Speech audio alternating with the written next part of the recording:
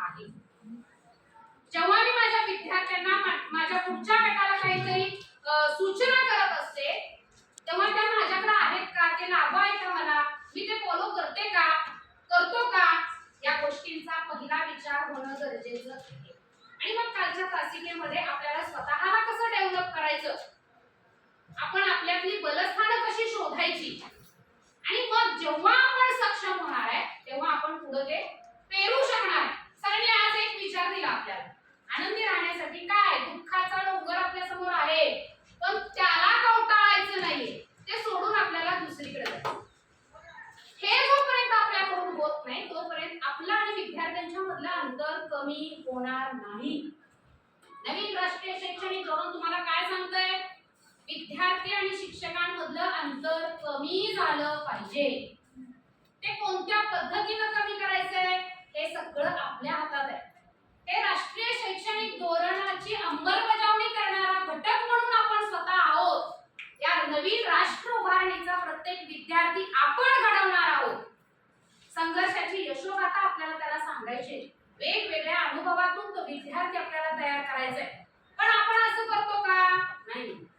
आपल्या समोर वर्गात गेल्यानंतर जी व्हरायटी असते, वेगवेगळे विद्यार्थी असतात, हुशार, मध्यम, काही अप्रगत लेवलचे असतात, त्यांच्याकडे बघितल्यानंतर मग आपला घटक आठवतो.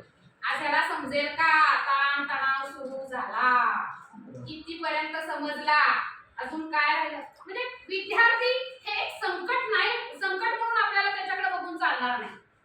तर आपल्याला त्याला घडवायचं आणि तिथपर्यंत पोहोचण्यासाठी आपल्याला सुरुवात करावी लागणार आहे ती आपल्यापासून. तुम्ही सकाळपासून ताणतणावाचं जे काही डोक्यात घेतले परीक्षा, पण परीक्षा झाल्यानंतर किती जण आनंदी होणार आहेत, हात वर करा. परीक्षा सगळेच आनंदी होणार आहेत, अजिबात नाही. नेक्स्ट मोमेंट, पुढच्या क्षणाला वेगळं काहीतरी आलेलं असतं. ओके, उत्सुकता, पुन्हा 40 दिवसाचा आपला उपक्रम, पूर्ण करायचा आहे, पास होतोय नाही, ठीक आहे, हे सगळं संपलं, 40 दिवस संपले, पुन्हा 41व्या दिवशी तुम्ही आनंदी आहात. म्हणजे आपण पुन्हा शाळा तर 16 तारखेपासून सुरू होते. कितीही कुठेही संपवण्याचा प्रयत्न केला तरी हे संपणार नाही. म्हणजे स्वतः हे मान्य करायला पाहिजे, संघर्ष हा शेवटच्या क्षणापर्यंत करायचा. आणि जेव्हा संघर्ष येतो तिथं ताण तणाव साईडला असतातच. जेव्हा तंत्रज्ञान विकसित झालेल्या तंत्रज्ञानाचा आपण एखाद्या वापर करत असतो, फक्त चांगल्या गोष्टी त्याच्याबरोबर आलेल्या असतात का, नाही, त्याच्याबरोबर काही नको असणाऱ्या गोष्टी देखील आलेल्या असतात. मग त्यातलं चांगलं तेवढं घेणं, नको असेल ते तिथंच ठेवणं हे आपलं काम. आता हे ताण तणावाचं व्यवस्थापन करत असताना आपण कशा पद्धतीने जातो, त्याचे वेगवेगळे ताणतणावाचं व्यवस्थापन. पहिल्यांदा आपण अध्ययन निष्पत्ती म्हणजे काय, आपण ज्या घटकामधून आपण त्या विद्यार्थ्यांच्याकडून पूर्तता करून घेणार आहोत ते आहे अध्ययन निष्पत्ती. आता सुरुवातीला सरांनी सांगितलेल्यानुसार मी एक छोटीशी तुम्हाला गोष्ट सांगते. एक नामवंत प्राध्यापक असतात, रिटायर्ड प्राध्यापक असतात. रिटायर झालेत म्हणजे त्यांच्या अंडर कितीतरी मुलं शिकून बाहेर पडलेली असतात, कितीतरी बॅचेस बाहेर पडलेले असतात. आणि ते नामवंत शिक्षक ते ठरवतात, प्राध्यापक ठरवतात की जे काही माझे विद्यार्थी आहेत त्यांना आता मला भेटायला बोलवावं. आणि मग त्यांना जेवढ्या विद्यार्थ्यांना बोलवणं शक्य होतं तेवढ्या विद्यार्थ्यांना ते घरी भेटायला बोलवतात. आणि बोलवल्यानंतर विद्यार्थी येतात, त्यांची आपापसामध्ये चर्चा सुरू होते, कोण कोणत्या पोस्टवरती आहे, इंजिनियर, डॉक्टर, वकील, मोठमोठ्या क्षेत्रांमध्ये. त्याचबरोबर काही सामान्य व्यक्तिमत्व देखील, काही शेतकरी असतील, काही समाजसेवक असतील, अशी व्यक्तिमत्व देखील त्या विद्यार्थ्यांमध्ये असतात. मग ते प्राध्यापक जे आहेत ते आपल्या विद्यार्थ्यांना चहा सर्व करतात, देतात. चहा देण्यासाठी त्यांनी खूप सुंदर सुंदर कप आणलेले असतात. काही खूप कॉस्टली असतात, सिरॅमिकचे असतात, काही प्लास्टिकचे, काही मातीचे, वेगवेगळे आकर्षक रंग रंगोटी आणि आकार असणारे कप त्या प्राध्यापकांनी आणलेले असतात. आणि मग ते चहा देत असताना जेव्हा ट्रे पुढे येतो तेव्हा प्रत्येक विद्यार्थी त्या कपाकडे बघतो आणि तो कप उचलतो.